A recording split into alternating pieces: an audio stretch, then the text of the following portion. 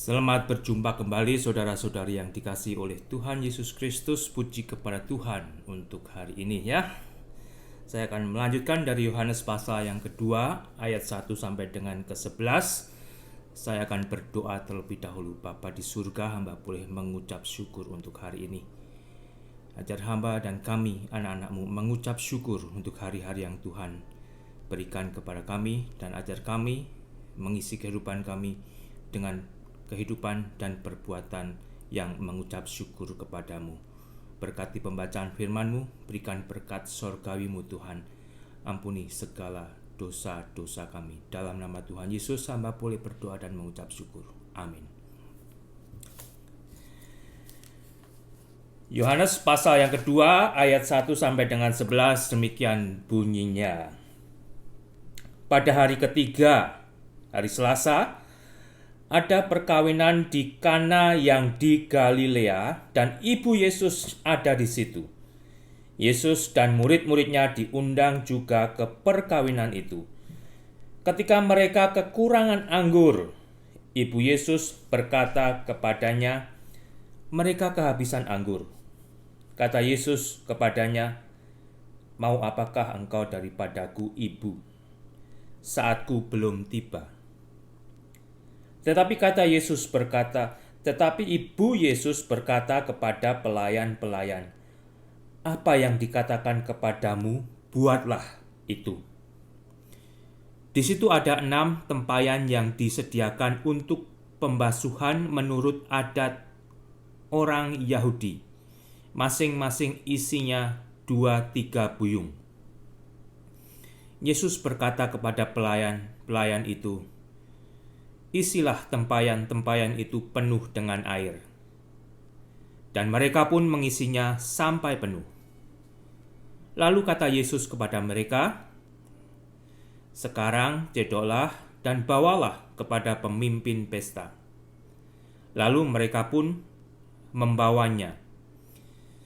Setelah pemimpin pesta itu mengecap air yang telah menjadi anggur itu, dan ia tidak tahu dari mana datangnya, tetapi pelayan-pelayan yang mencedok air itu mengetahuinya, ia memanggil mempelai laki-laki dan berkata kepadanya, "Setiap orang menghidangkan anggur yang baik dahulu, dan sesudah orang puas minum," atau mabuk istilahnya, "barulah yang kurang baik. Akan tetapi engkau menyimpan anggur yang baik sampai sekarang." Hal itu dibuat Yesus di Kana yang di Galilea sebagai yang pertama dari tanda-tandanya, dan dengan itu ia telah menyatakan kemuliaannya, dan murid-muridnya percaya kepadanya. Itulah saudara firman Tuhan yang saya sudah baca. Di sini ada peristiwa. Kalau saudara menyimak tadi atau membaca dengan Alkitab yang di depan Anda, ada peristiwa di mana ada ibu Yesus dan murid-muridnya diundang ke sebuah pesta perkawinan yang ada di Kana, Galilea. Ya. Di pesta itu ada peristiwa yang kurang baik terjadi, yaitu mereka kehabisan anggur. Di zaman itu, di adat itu, kalau sebuah pesta perkawinan kehabisan anggur, itu bisa membuat keluarga yang membuat pesta, pengantin lelaki, menjadi sangat malu. Karena anggur menjadi lambang kegembiraan di dalam pesta itu. Bahkan mereka berusaha menyediakan anggur yang semahal mungkin yang mereka mampu sediakan. Apa yang terjadi, saudara, ketika anggur itu habis? Ibu Yesus mengetahui jikalau anggur yang mereka hidangkan habis. Perhatikan ayat yang ketiga dan keempat. ketika mereka kekurangan anggur, ibu Yesus berkata kepada Yesus, mereka kehabisan anggur. Tetapi kata Yesus kepada ibunya, "Mau apakah engkau daripadaku, ibu?" Kalau Anda membaca hanya di Alkitab bahasa Indonesia, Anda mungkin tidak bisa membedakan kata ibu yang digunakan oleh Yesus di sini. Kata ibu yang digunakan oleh Yesus di sini lain halnya dengan kata ibu sebagai ibu kandungnya, sebagai ibu yang melahirkan Yesus. Tetapi kata ibu yang dipakai di sini adalah ibu secara umum atau wanita, perempuan. Dalam bahasa Inggris dikatakan, "Woman, what does your concern have to do with me?" Itu dalam bahasa Inggris. Ada jawaban yang tidak bernada positif dari Yesus kepada ibunya. Ya. Ibu Yesus tahu siapa anaknya setidak-tidaknya. Ibu Yesus tahu jika Yesus bisa menolong keluarga itu dari kemaluan besar, bahkan dari hal-hal yang fatal yang bisa terjadi karena kehabisan anggur. Ya, bisa terjadi pertikaian, saling menuduh kok bisa kehabisan anggur dan sebagainya. Karena dengan habisnya anggur sebelum pesta berakhir, hal tersebut akan menjadi cacat besar yang akan diingat oleh masyarakat setempat, lebih-lebih akan diingat oleh mereka yang diundang ke dalam pesta perkawinan tersebut. Ibu Yesus memiliki harapan jika Yesus akan bertindak untuk menolong, untuk menyelamatkan pesta perkawinan itu, meskipun jawaban yang diberikan Yesus tidak bernada positif. Jawabannya apa? Seperti dikatakan tadi saudara, "Mau apakah engkau daripadaku?" Ya, ibu atau wanita atau perempuan. Ibu Yesus tidak putus asa atas jawaban tersebut. Ibu Yesus tetap memiliki pengharapan jikalau Yesus akan menolong keluarga yang memiliki pesta ini, karena keluarga ini dalam ancaman yang memalukan. Oleh karena itu, Ibu Yesus tetap memerintahkan kepada pelayan-pelayan dengan berkata apa yang dilakukan. Apa yang akan dilakukan, diperintahkan oleh Yesus, lakukan. Tetapi Ibu Yesus berkata kepada pelayan, apa yang dikatakan kepadamu, buatlah itu. Ya, buatlah itu. Di situ ada 6 tempayan yang disediakan untuk pembasuhan menurut adat orang Yahudi, masing-masing isinya 2-3 buyung. Kemudian Yesus berkata kepada pelayan-pelayan itu, isilah tempayan-tempayan itu penuh dengan air. Yesus minta tempayan-tempayan itu diisi penuh dengan air. Tempayan-tempayan itu bagi mereka bukan tempat air minum. Ya. Bagi mereka justru bukan tempat air anggur yang berharga untuk disajikan di pesta. Lah, kalau tahu ini najis, mereka tidak akan mau minum dari tempat tempayan-tempayan ini. Tetapi bagi Yesus, saudara, apa yang oleh manusia itu dianggap najis, bagi Yesus dalam hal ini tidak najis. Yesus kemudian berkata kepada pelayan-pelayan itu, isilah tempayan-tempayan itu penuh dengan air, dan mereka pun mengisinya sampai penuh. Lalu apa? Kata Yesus kepada pelayan-pelayan tersebut, sekarang cedoklah dan bawalah kepada pemimpin pesta. Lalu pelayan-pelayan pun membawanya kepada pemimpin pesta. Saya tidak bisa membayangkan hati apa yang ada di pelayan-pelayan itu. Ini ada sesuatu yang sangat serius dan sangat besar, ya. Entah dakdikduk, ketakutan, dan sebagainya, ya.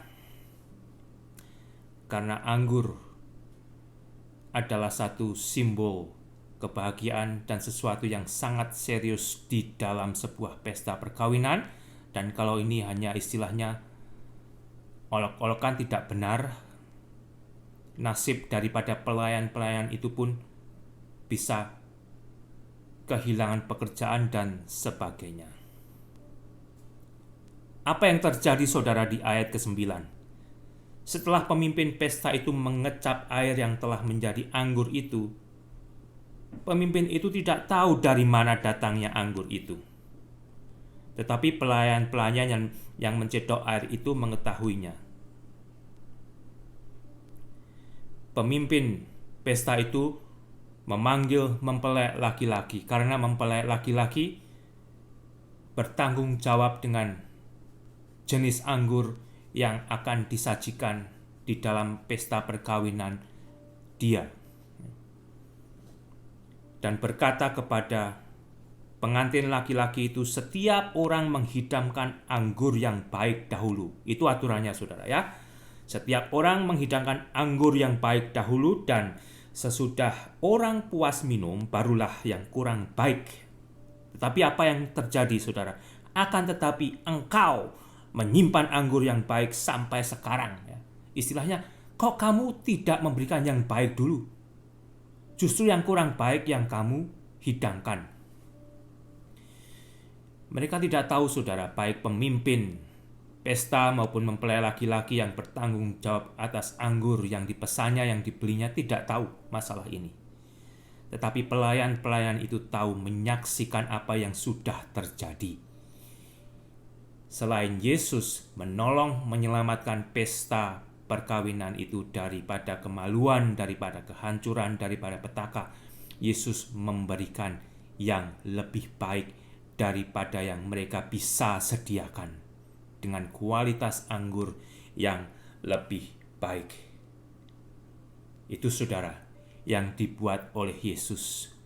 Yesus penuh belas kasihan. Di dalam Yesus ada pertolongan. Bahkan apa yang diberikan Yesus baik dan tepat pada waktunya. Setidak-tidaknya saat itu pelayan-pelayan tersebut sudah menjadi kesaksian, menyaksikan apa yang sudah diperbuat dari Yesus. Tinggal di situ mereka nanti melanjutkan cerita apa yang sudah terjadi, dan nama Yesus dipermuliakan karena mereka telah menjadi saksi mata akan peristiwa tersebut. Dan itulah peristiwa mujizat pertama yang dilakukan oleh Yesus. Disitulah dikatakan oleh Alkitab, Yesus telah menyatakan kemuliaannya dan murid-muridnya percaya kepadanya. Percaya kepadanya.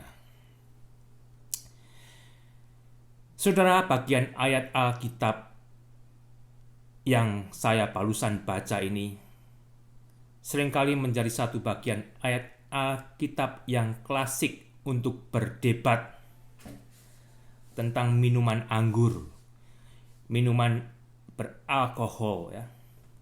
Orang Kristen itu tidak dilarang untuk minum anggur loh. Lihat, justru Yesus mendukungnya. Yesus bikin anggur untuk dihidangkan kepada banyak orang sehingga mereka mabuk. Apakah demikian, saudara?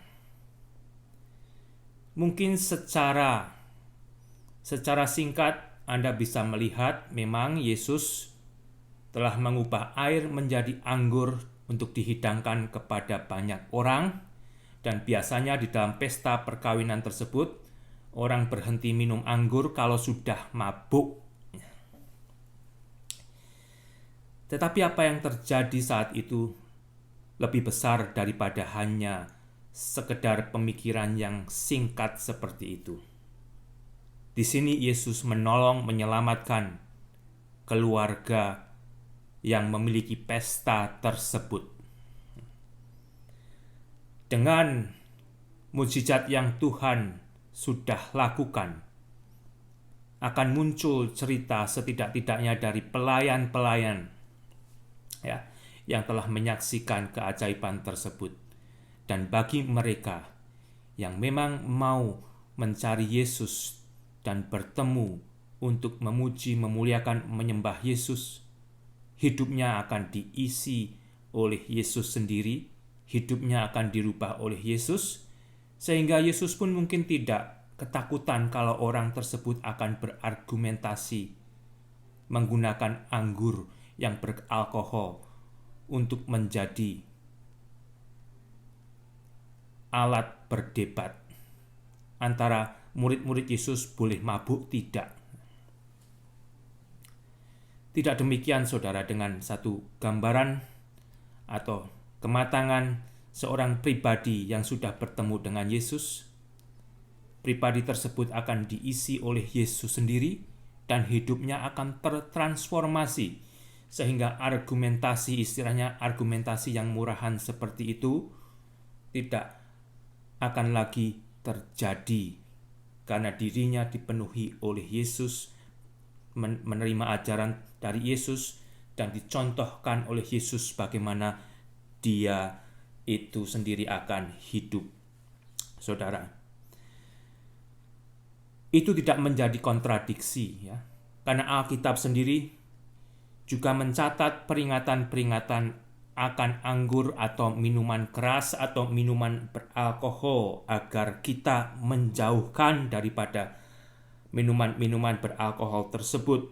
Di antaranya di dalam Amsal 20 pasal pertama dicatat anggur itu pencemooh.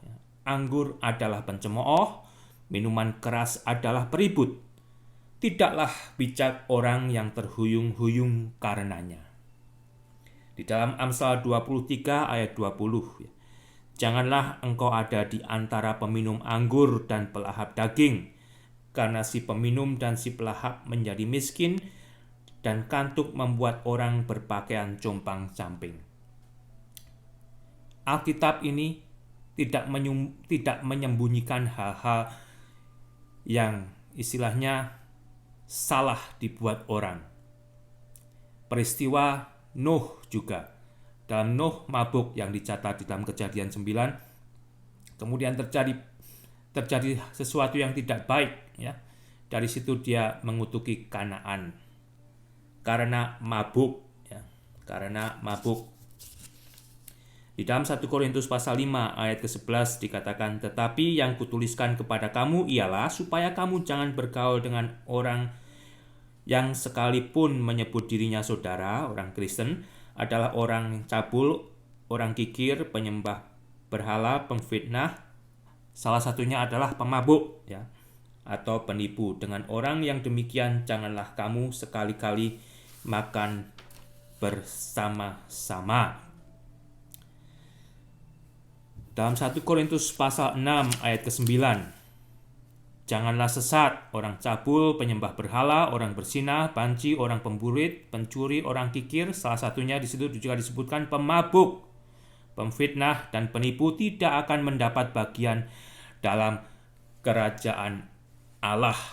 Memang Alkitab tidak melarang orang untuk tidak boleh minum anggur. Tetapi Alkitab memberikan peringatan yang cukup jelas dan keras. Anggur itu bisa menjadi temptation, bisa menjadikan seseorang kecanduan dan membuat kehidupan orang itu hancur karenanya. Kalau Anda orang Kristen, saudara, dan Anda bertumbuh di dalam pengenalan Anda akan Yesus Kristus, Anda tidak akan menggunakan ayat ini untuk berdebat kusir, untuk mensupport ide Anda kalau Anda diperkenankan untuk mabuk-mabukan. Tidak akan terjadi. Karena Alkitab juga mengatakan jikalau saya dan Anda itu orang Kristen itu adalah bait Roh Kudus. Roh Kudus sendiri tinggal di dalam diri saya dan di dalam diri saudara, dan Roh Kudus terus bekerja menyempurnakan saya dan saudara, mengkuduskan kita. Dan kita akan menjauhkan diri dari hal-hal yang akan menjadi cemar, ya, membawa noda cemar, kotoran itu kita akan tinggalkan. Karena Roh Kudus itu ada di dalam diri saya dan saudara. Selain itu saudara, alkohol itu sudah menjadi penyakit di Amerika Serikat. Kira-kira sekitar 30 orang tiap hari orang mati itu ada hubungannya dengan orang mabuk. Karena kemabukan yang ada di Amerika Serikat itu sudah menjadi satu penyakit. Itu juga sebenarnya boleh menjadi pelajaran bagi Anda yang bijaksana. Akan menjauhkan diri daripada kemabukan. Efesus 5 ayat 18 berkata, "Dan janganlah kamu mabuk oleh anggur, karena anggur menimbulkan hawa nafsu, tetapi hendaklah kamu penuh dengan Roh Kudus." Itu saudara, yang saudara harus debatkan, yang saudara harus tekankan bagi diri Anda sendiri. Bagaimana Anda merindukan hidup Anda, hidup saya dipenuhi oleh Roh Kudus setiap waktu, setiap saat. Dan dari situlah saudara, kita akan hidup memuliakan Tuhan. Sehingga dari peristiwa ini, Yesus mengubah air menjadi anggur. Apa yang terjadi di sini akan menjadi kemuliaan bagi nama Tuhan. Dan banyak orang akan diselamatkan karena telah melihat perbuatan itu tidak pernah dilakukan oleh siapapun juga. Kalau bukan Tuhan yang melakukannya, tidak akan terjadi. Karena Yesus adalah Allah yang telah menjelma dan tinggal di antara manusia untuk membawa pertolongan, bahkan keselamatan bagi setiap jiwa yang percaya. Tuhan Yesus memberkati.